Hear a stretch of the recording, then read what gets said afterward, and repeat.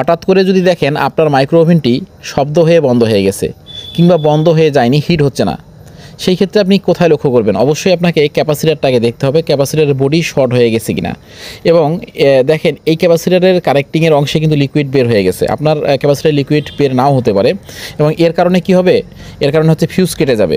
ভালো করে লক্ষ্য করেন, এই যে দেখেন এটা কিন্তু কেটে গেছে, এটা অরিজিনাল লাগানো ছিল, এটা কেটে গেছে।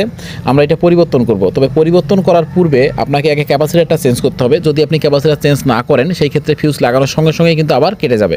তো এখন আপনি কিভাবে বুঝবেন? দেখেন এখানে বডি শো করাবে, কানেক্টিংয়ে একটা অংশ আর একটা যদি আপনি ক্যাপাসিটার বডিতে লাগান, দেখেন এভাবে শো করাবে, অর্থাৎ এই ক্যাপাসিটারটা শর্ট হয়ে গেছে, এটা আপনাকে পরিবর্তন করতে হবে। আমি আরও আপনাদেরকে ক্লিয়ার করার জন্য দেখাচ্ছি। এই যে দেখেন এখানে একটা নষ্ট ক্যাপাসিটার যেটা আগে ছিল, এবং আরেকটি নতুন ক্যাপাসিটার যেটা আমি লাগাবো।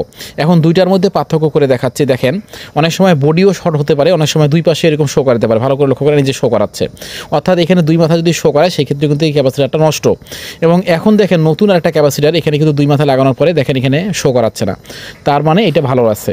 তো অবশ্যই আপনারা এইরকম ভালো মন্দ দেখে ক্যাপাসিটার লাগাবেন। অনেক সময় নতুন আনার পরেও সমস্যা থাকতে পারে, তো অবশ্যই চেক করে লাগাবেন। ক্যাপাসিটার লাগায় ফিউজটা চেঞ্জ করে দিলে কিন্তু সমস্যাটার সমাধান হবে। ধন্যবাদ সকলকে, ভিডিওটি শেয়ার করবেন এবং এরকম গুরুত্বপূর্ণ ভিডিও পেতে আজকে পেজটাকে ফলো দিয়ে রাখেন।